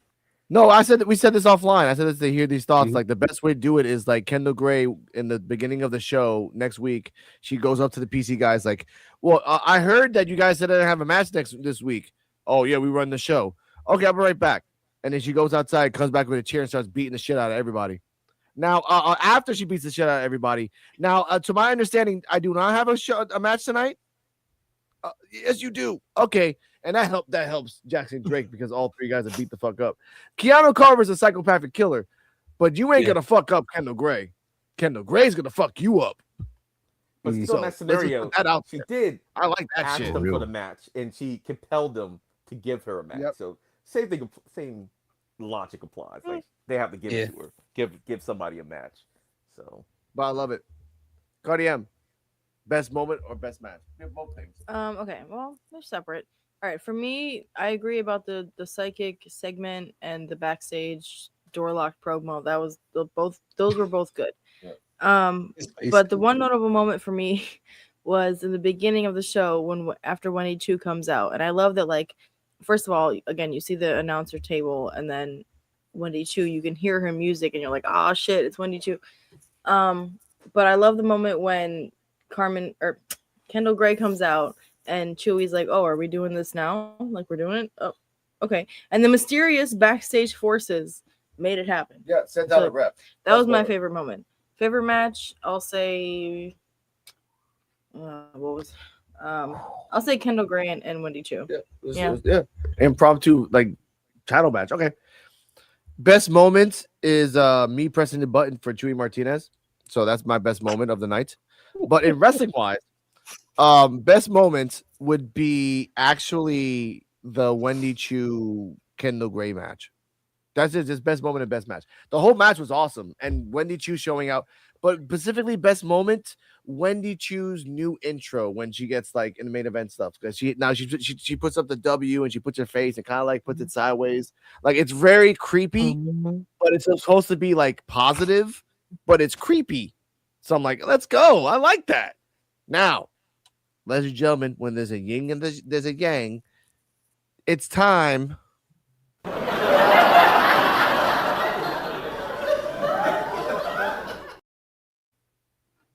I think the first word is like the, and I think that Get better, Thea. CJ Wolfie Terrell, worst moment of the show. Worst moment of the show for me will always be Chewy Martinez coming out to talk for a little bit. That was a weird. Because that is not how he's supposed to talk.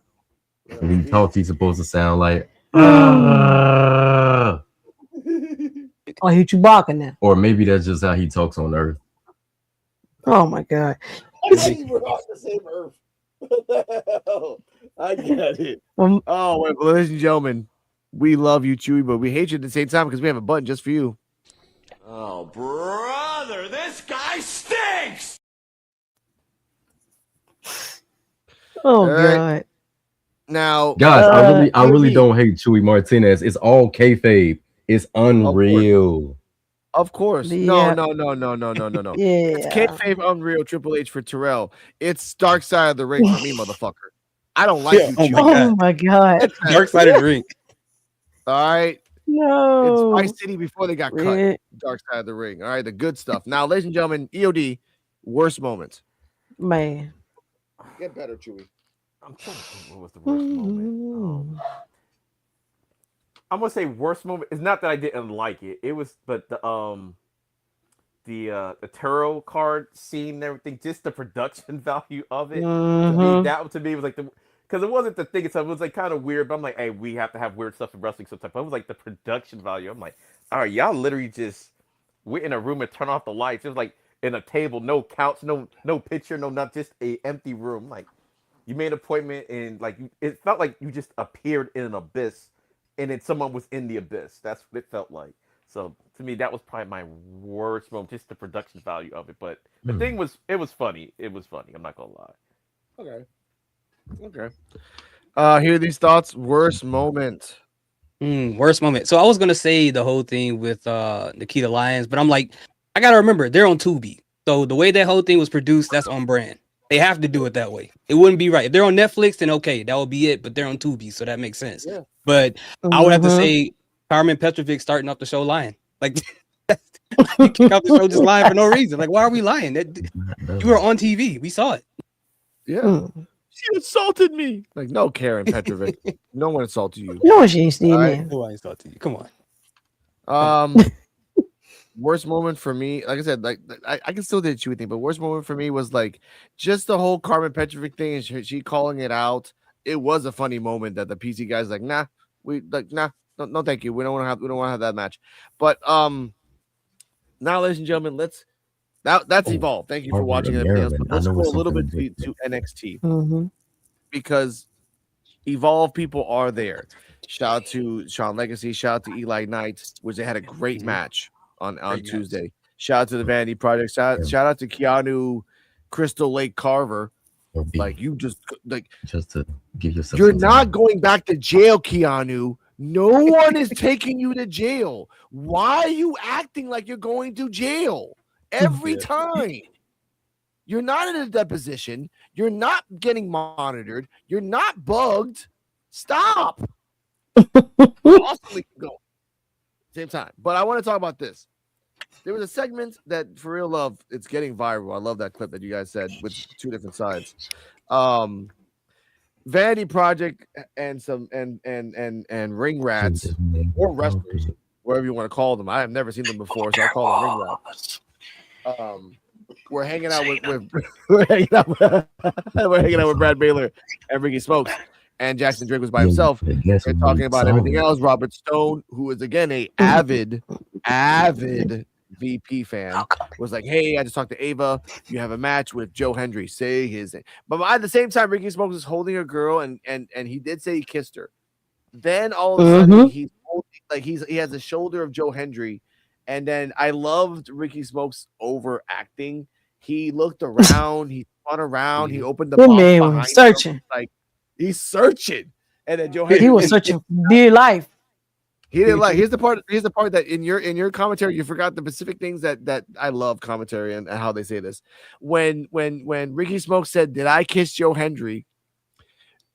Brad Baylor and Jackson Drake keep repeating, "No, you don't have to say that. Don't say that. You don't have to say that. Please don't say that." I'm like, what? Like you gotta wait a minute. Like, why are you trying to deny that shit? Like, now, Cardi M, did Ricky Smokes make out with Joe Hendry?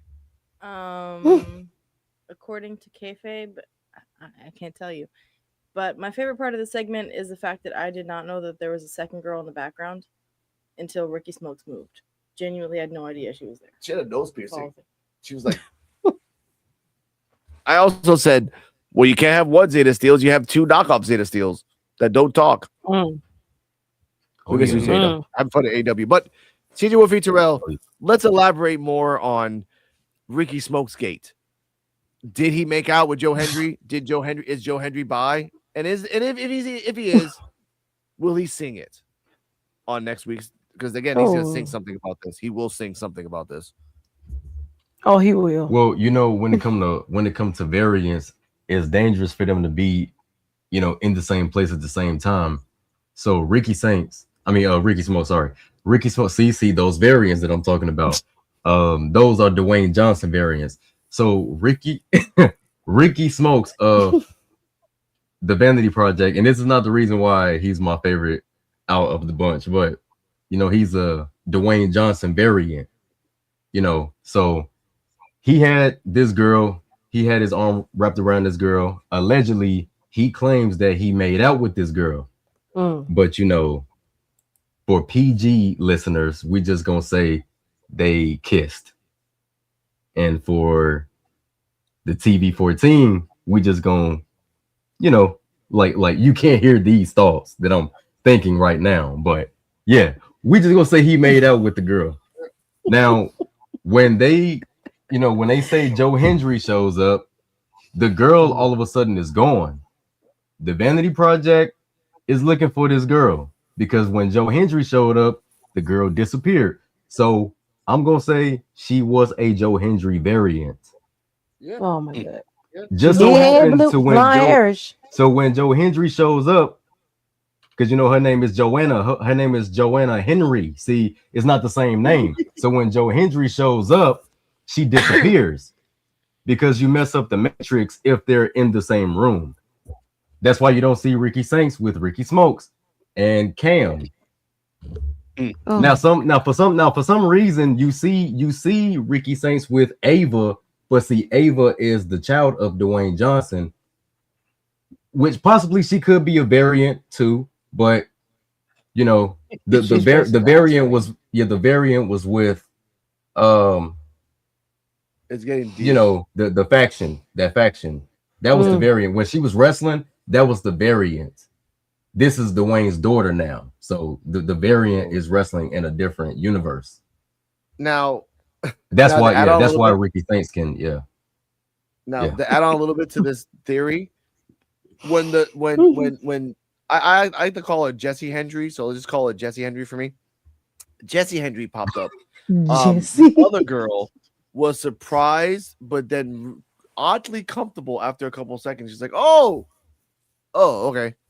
I'm like, what do you mean? Oh, okay. If that, like, were you two separate ring rats that congregated on Vanity Project, or do you guys were like in a group? Like, I really hope NXT listen to us. Really delve into this. Like, Ricky Smokes can play a person that kind of feels like he's in misery. He's going insane because he thinks he actually did it. This could be the crying game all over again. Relationship in another deep cut of a movie. Yeah. Why do I know that? Cut of a movie. Okay. Oh my god. Let's end it right. Oh, also, I wanted to have your thoughts on this before we leave. I talked about this with Dennis, but we'll go clockwise. What are your thoughts on this faction, which they're kind of leaning towards this in NXT? By the way, I'm looking at it. I'm gonna give you 4 names. They're going to be in a faction. I'm thinking, but maybe 70% sure. Ethan, Ricky, Miles, Legacy. All 4, because Legacy's gonna have a heel turn. He's not a babyface here at NXT. Let's be honest. Like, he was starting to turn heel, and they can kind of continue that on NXT. If he loses, Miles is turning heel, and now Ethan and Ricky are kind of like being cordial for some weird reason. Well, hey, you know, just like what we said in our podcast, Miles, you know what you need to do. Go ahead and hear those voices. You know what I'm saying? Ricky, you know, Ricky Saints and Ethan Page already told you. You know what you need to do. You know what you need to do, Miles. Start hearing them voices in your head. Yeah, man, let those voices come in. Nice AI video they did when they put Randy Orton and Miles Bourne in the same video. Man, that was crazy, wasn't it? Yeah, that was an AI video. Because you know they can't be in the same place at the same time. It'll mess up the matrix. Put them in the same room at the same time. But no, there's also an AI video. There's also an AI video WWE promoting Dom as a AAA champion. I actually saw that. It was actually funny. And when you look at it in slow motion, you can see the AEW belt. I'm like, oh, you guys messed up. That was actually they removed it. Paid by WWE. Like, look up the Dom AAA Mega Champion one. Like, it just came out a couple days ago. Like, oh man, that was crazy. That was crazy. But then they took it down. So, but I know it's still before we get everyone else's thoughts, could we just please say that when Randy Orton turns heel, It's going to be Super 2009. Oh, You get it? Because you know he's Yeah. yeah. bigger. Super 2009. Yeah, Oh. 2009 back then was something. It's fun. Like You go just back one to good that. time before he retires. Yeah, Mhm. that'd be great.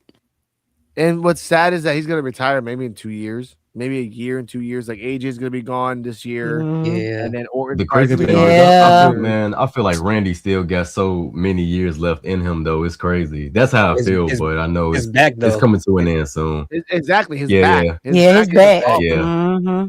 Like the Miz is gonna be Mhm. there forever, which is sad. I don't want to see the Miz when I'm 70. I made you play. Like, dude, your daughters are 21 years old already. Stop. He's doing a spin on the Okay? walker. God, exactly. He's trying to spin, but he can only half spin. Maurice looks Wow. exactly the same. With the tennis balls in the front. Wow. Oh, Oh Yo, God, man. That's when the you sad did, thing. hear these thoughts. When you did that, when you did the little spin, why did I immediately think about John Cena from Day of Reckoning 1? Oh Oh my my god. God. Lord That's the jeez. point that wrestlers that need to realize now. All the wrestlers that are here now, Oh man. by the They are time we get reckoning. to 20, let's say like by the time we get to 2035, like all the wrestlers that we love have already like retired. Everybody, Randy Orton, Brock Lesnar. Brock Lesnar's retiring like this year or next year, so he's done. Then Yeah. you got all we got Mhm. left Yeah. is just probably Xavier Woods and probably Roman Reigns, but he'll be out. He'll be out. Like Yeah. Yeah. I'm guessing he'll be out in 5 years. If He he's said he's going to smart. be on his Kofi. last contract. Mhm. Becky Lynch is going to be Yeah. on her last contract. Steph, I Yep, think Becky too. Lynch is on her last contract. You know what's Yeah. crazy, man? A lot of Mhm. people saying that their dream match for her last match should be against Gunther. I was like, bro, that'll be kind of wild. Both. Yeah, because the man, you know, to I know he retired, close out her retirement by going, by bro, that'd be I think she could take hits. She No, but would have. I want to here's see She the would question, have. though. He could have. Here's a question though. Like, we have to finish the question first, then we get to another question. Here are these Okay. thoughts. What do you think about that 4-man group in NXT? Ethan, Ricky, Miles, and Shawn Legacy. Yeah, I mean, if they do it right, I'll like it. That's all that matters at the end. I don't like it when WWE gets too faction heavy, but if they can make it Yeah. work, then I'll be cool with that. All right. I'm calling POD. the Shawn Legacy as a heel gonna be a dick. Yeah, That's the I've good part never about it. imagined them being a faction before, so this is like kind of new. But yeah, at some point, Shawn Legacy is gonna have to be a heel. Miles Bourne, yeah, Mhm. they've been. It was like the devil on one shoulder, the devil on the other shoulder with Miles Bourne, and Yeah. he's already evolution Randy Orton anyway. He dresses like him Right. now and stuff like that. Yeah. So it's like you might as well just go all the way. But Mhm. I would say one quick thing about the Joe Hendry thing. I think it more like if you ever watched season 5 of Buffy the Vampire Slayer, had Glory that Yep. turned into what Ben. Mm. That's what I was thinking of when Joe Hendry just appeared in the girl's spot. Like, Man, he kissed him. He knew it too because he had his arm around him. He felt those shoulders were stronger than a woman's shoulder. yeah. You know the kissed her difference. right before he turned because he's got a lot Yeah. of stubble on his face. He would have felt that. Yeah. You Ricky felt ain't it. fake loving. Ricky puts on the shoulders of a man, and Ricky will, or woman, whatever, depending on Ricky smokes. Again, he's just okay. Anyway, Cardi M, 4-man group, Ethan, Ricky, Miles, and Shawn Legacy. Because again, remember, Dark State's not going anywhere. Dark State's going to be there for like 2 years. Ricky Smoke. Mhm. Ricky Ricky Saints. I mean, don't him and Ethan hate each other? But on NXT, they're trying to be cordial now. They're actually they hate Yeah, each they're other, like but a they're two-man they're power like, trip, "We live in kinda. boring houses, but we don't Yeah. really have to be warring Kind with of each other." vibe I going mean, I on. guess I'll go for it, but that's kind of a weird throw together. But Like a Miles- 4-man group is Well, not necessarily, not necessarily because with Ricky Saints and Ethan Page, they're both from AEW. Yeah. Mm. Ethan Page had to remind Ricky Saints who he was in AEW, and that's why he's the way that he is now. Because Ethan Page never forgot who he was. He had to remind Ricky Saints. So now it was like, okay, now we need to get 2 WWE talents, new fresh talent that we can teach the ways of evil. And then that's when you get, too young talent. That works. It makes sense for them. That's what I Teach said. them the Like, ways of evil. but here's the part I want to say though. Like this year, before we finish the show, because this is like I'll clip this. In 2026, we're losing. Like I said, we're losing Brock. We're losing AJ. We're possibly. We're gonna not possibly. We're Shinsuke. losing Bailey. Bailey's gone. Shinsuke's gone too. Oh yeah, Yeah, Shinsuke. He's leaving too. I mean, he's retiring too. Shinsuke, yeah, he's retiring too. Like, what do we see? What's gonna happen? Because I think Bailey, because Sasha Banks said that she has like a year left before she retires. She says it, but you don't really believe anything she says half the time. So I don't think Bailey is gonna retire. I think Bailey is gonna go to a different company. I think Bailey and Sasha are going to tag team and destroy the tag team division, which I would been waiting for like 4 years for this shit. Yeah, man. Honestly, but also Brock Lesnar being gone, sure. And then this guy retired. Like I feel AJ Styles is like, yeah, I'm going to retire from WWE. Bullet Club in Japan. Japan will give him but I want to say about that, ladies and gentlemen. This was Evolve post review. We literally been just chilling out here having fun. We'll see you guys on Saturday talking about wrestling talk. I am going to talk about the Unreal episodes, at least the episode 3. I'm very angry that they're trying to blame R-Truth for all the shit that they did to him, which is ridiculous. And the simple fact that they showed Naomi's path. Oh, I left the company 2 years later. They skipped the whole TNA thing. 2 years. They skipped the fact that Bailey, they skipped the fact that Naomi and Jordan Grace and others had to wear a mask while going to other shows because there was a big ass law saying that they couldn't be in other shows and other companies. Yeah, Tamina. Why didn't you show that shit? They don't want to show that shit. Why don't you show the fact that Naomi was? They don't want to talk about the fact that they, find their own players for smoking marijuana. Yeah, they say it openly about Randy Orton, but Randy Orton don't give a fuck. He openly smokes marijuana. Hell, Finn Balor said that he smoked weed. Oh yeah, Finn. He did. Maybe that's He finally said it. Yeah, he's like, you know what? No wonder I play video games in backstage segments because I'm high.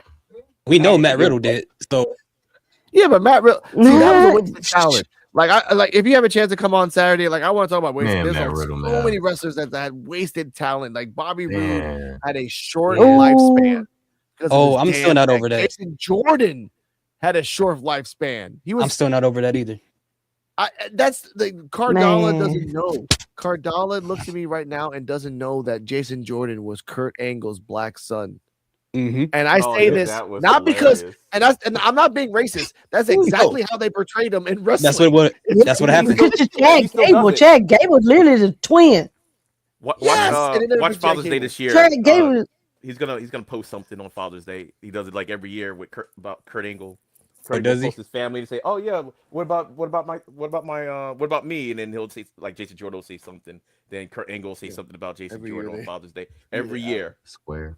They keep it going. But you know what's crazy? Speaking on the R-Truth thing, he was on a Breakfast Club. He said they told him his contract was over. He was like, "Oh, do I come into work?" They said, "No, you don't come into work." He was like, "Then what does that sound like to you?" That's fired. Like that.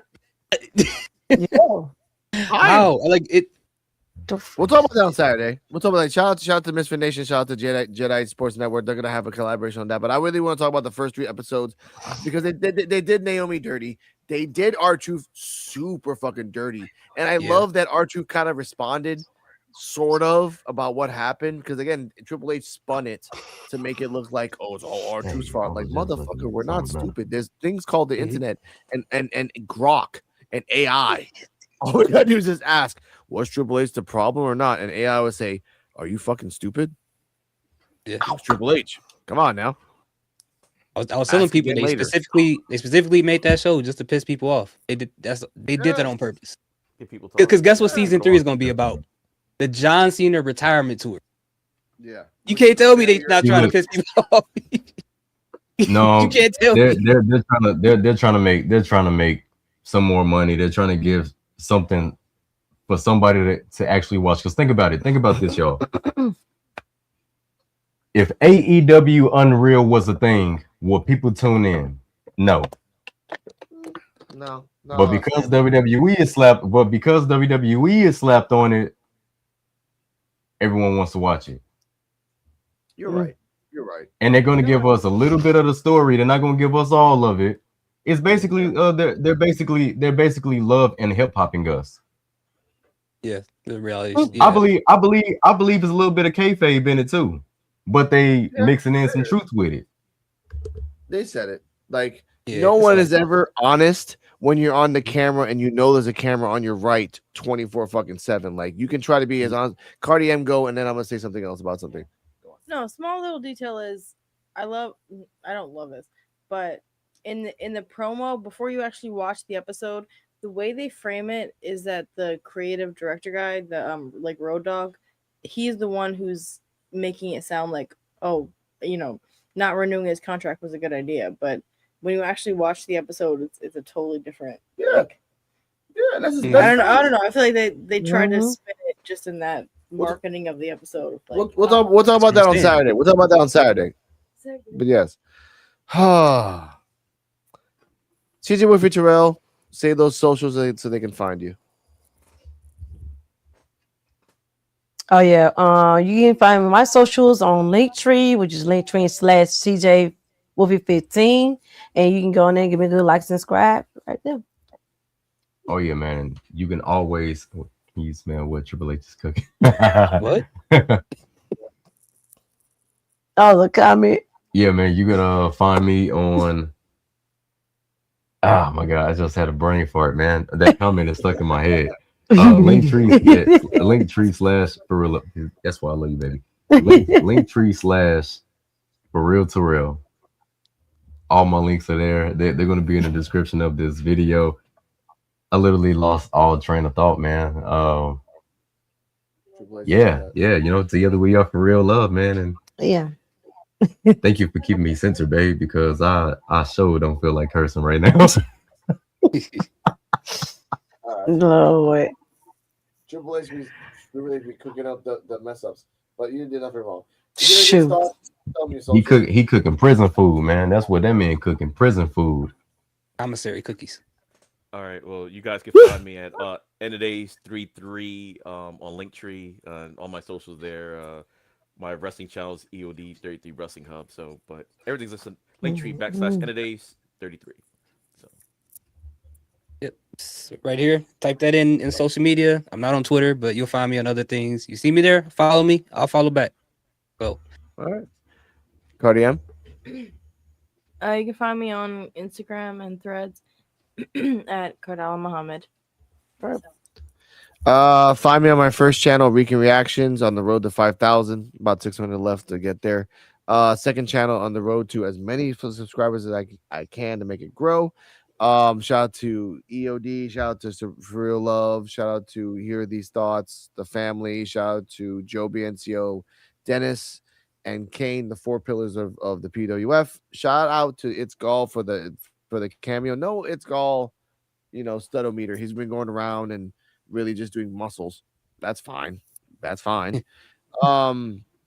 shout out to Keanu Carver. We have been saying that this is the character that you needed to have, and now you have it. Don't, under any circumstances, let them take that away from you, because honestly, this is not Obafemi 2.0. This is Keanu Carver 1.0. Mm-hmm. That's what I be telling people, man. Everybody slaps that Obafemi 2.0. No, if you haven't been watching Evolve, you're gonna find out this man is not a Obafemi. This man is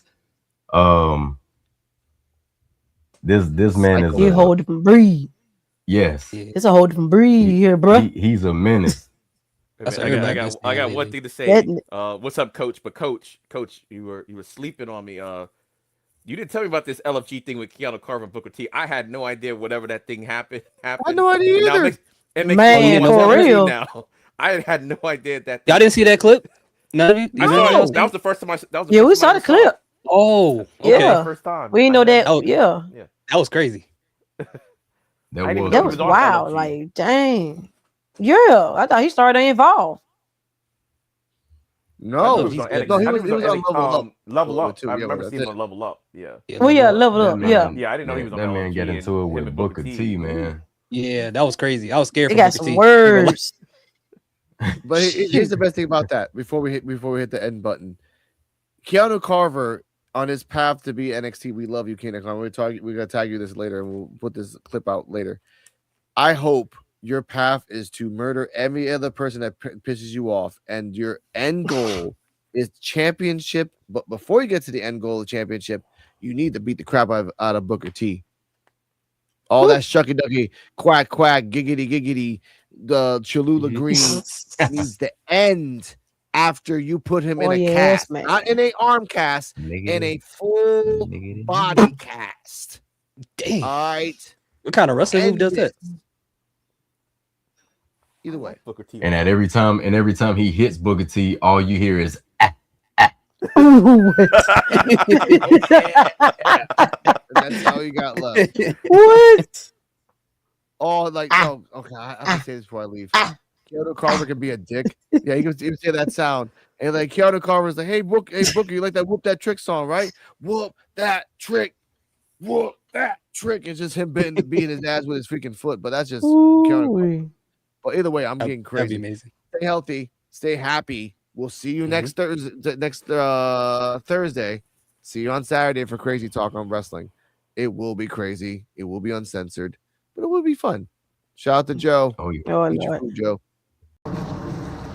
Oh boy, he's got a fresh spray tan. He's looking like $1 million bucks right now. Guess who it is, dummies? It's Gal. With a massive shout out to the P.U.W.F crew. We're talking Terrell, CJ, For Love, EOD Wrestling, Coach FCHW, and Cardi M.